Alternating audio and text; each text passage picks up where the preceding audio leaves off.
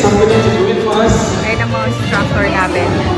Can you also follow outside this complete instructor? Ayan, grabe. Hindi to body kung hindi body light. Body light killing. Ayan ang mga kasama ko. This one here. Tapos na kami, ngayon nagmamaganda na lang. Heto po ang ladies room or ladies section ng mga babae dito sa Fitness First. So, merong blower, facial tissue, mirror, ayan ang mga locker.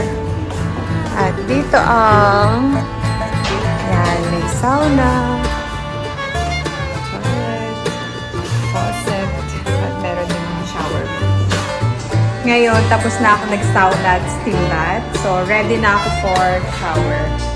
Ito yung kanilang sauna doon at dito naman yung steam bath nila. Kailangan pag magsasauna ka or steam bath, mag-take time lang kayo ng 5 minutes. Huwag na sobra doon. Okay? Ayan ang entrance ng Fitness First. Ang kinagandahan dito, meron pa silang libreng coffee, tea. Unlimited. So ako, kukuha ako ng aking milky chocolate. While waiting or nagpapahinga, nag-take muna ako ng free coffee. Alam nyo ba dito sa Fitness First is meron silang free coffee at saka free chocolate. Hot chocolate. At mga tea. Ayan, yan. Sa corner yan. Tapos na yung session ko at tapos na rin yung session ko kay NINO. Ito, i-meet nyo nga pala, isa sa mga sales dito.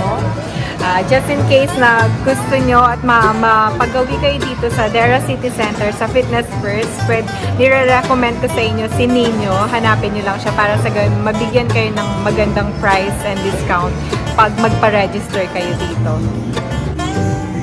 Ayan siya. So, etong gym na to is meron siyang 2 floor. Meron doon sa taas at dito sa baba. Ito naman ang tea area and coffee area nila. Ayan po si NINO. Ito sa mga staff nila dito. Ito nga pala yung kaibigan ko na dito na ngayon nag-work sa Fitness First. Located to sa Fitness First, Deira City Center. Thank you so much sa pag-join niyo sa akin.